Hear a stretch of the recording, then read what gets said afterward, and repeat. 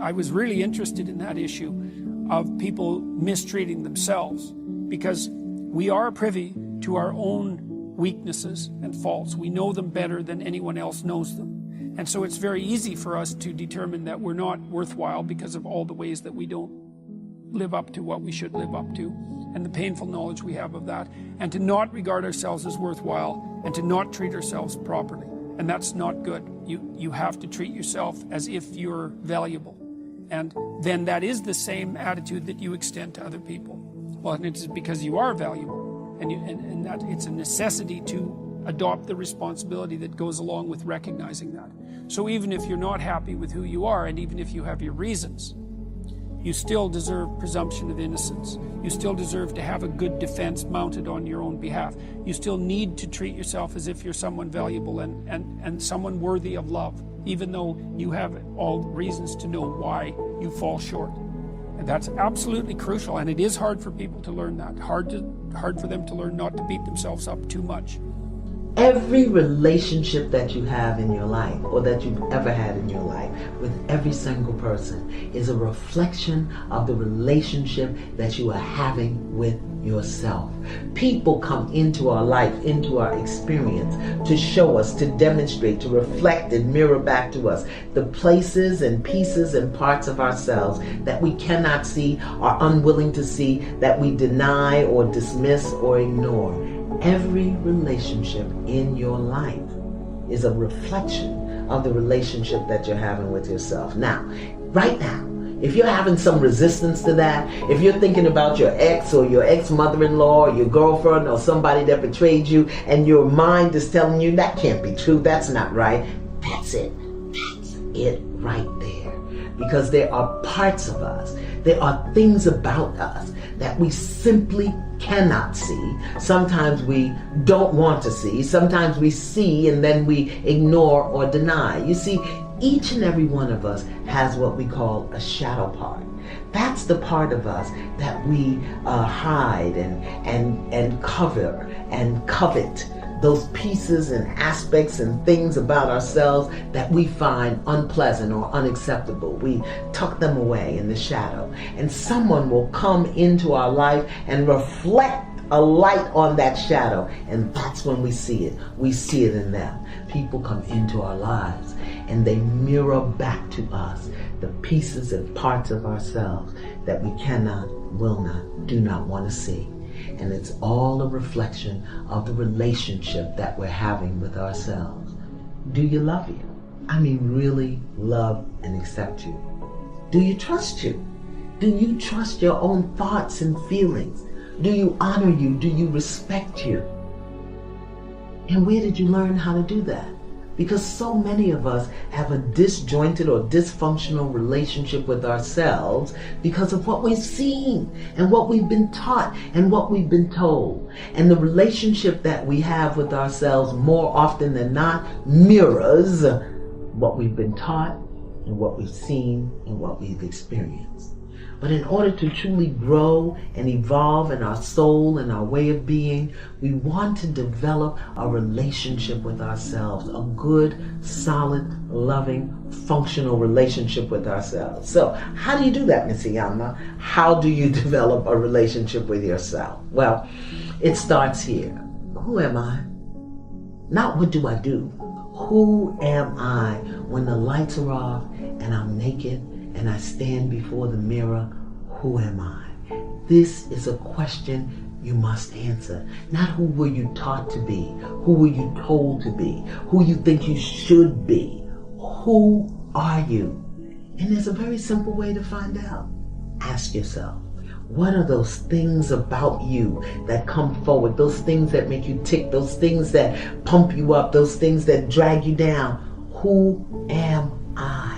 You've got to answer that question. And don't judge yourself if you don't know it. So very often we think if we're 30 or 40 or 50 years old, we need to know. But how many of us have really sat and asked the question? We know what we do. We know what is expected of us. We know what our obligations and responsibilities are. But who am I in the middle of the night when I wake up and there's nobody there? Who am I in a crowd of people where I feel uncomfortable? Answer that question. The next step to really developing a healthy relationship with yourself is understanding what matters to you. What do you value? Do you value freedom? Do you value peace? Do you value external validation? How do you discover that? Again, pen to paper.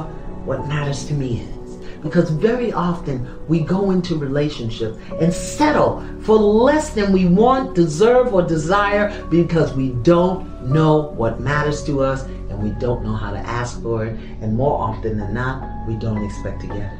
But when you know who you are, when you know what you value, when you know what matters to you, every relationship that you go into, you will expect and you will receive reciprocation for who you are and what you give and what matters and what you value, because you will attract to you more of who you are. Like draws like. That's just the law. That's how it works. The next step, see yourself. See yourself at your best and see yourself as your worst, and don't judge it. Accept it. Self-acceptance. There are some things about me that I love, and there are some things about me that I'd rather nobody ever knew. But you know what I've learned to do? I've learned to put that stuff out front. I don't hide it. I don't deny it. I don't lie about it. And when it shows up in my face, either in someone else's behavior or when I'm in my stuff, doing my thing, I accept it. Self-acceptance. See yourself. Know yourself. Accept all of who you are without judging it. So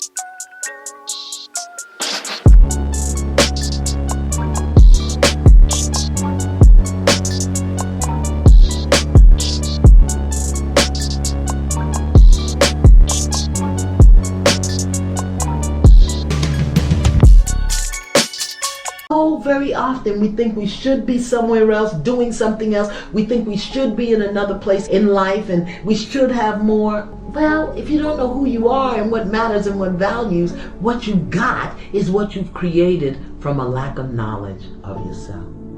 See yourself, know yourself, accept yourself without judgment. Appreciate yourself.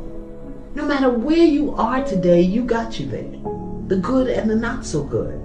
No matter who you are today, you've been with you through it all. Appreciate who you are. And finally, honor yourself. Honor your feelings. Honor your thoughts. Honor your gifts. Honor your strengths. Honor your weaknesses. Work on those things that need to be worked on. Give yourself permission to explore, to stand up, to fall down, to not be perfect all the time. Honor who you are, where you are, what you do.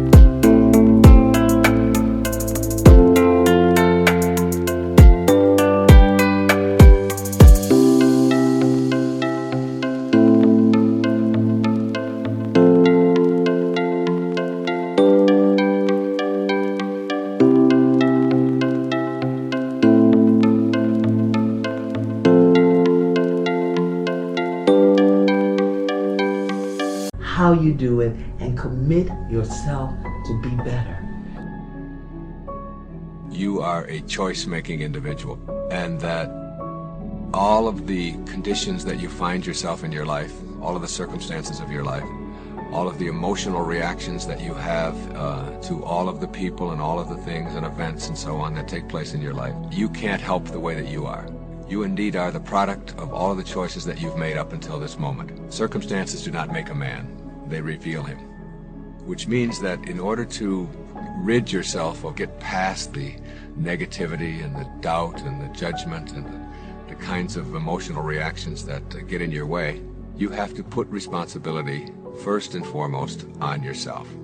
You have to rid yourself of the inclination to blame other people for what is wrong with you, to blame your circumstances, to look backwards in your life and look at your family and come up with all kinds of real nice explanations, but they really don't help you to get past these kinds of emotional reactions. There's the invisible part of you, the part of you that processes everything that you experience in your life. This is your mind, your consciousness, your soul, or whatever you want to call it. It doesn't matter what you label it. It's just understanding that how you process and perceive yourself is determined not by what other people tell you, as much as you'd like to believe that, but in fact by how you have chosen to process yourself. Feel good about yourself. Treat yourself, cherish yourself as a valuable, important, significant, grand, divine creature, as someone who is unique and special in all the world. And feel that way about yourself wherever you go, and carry yourself that way.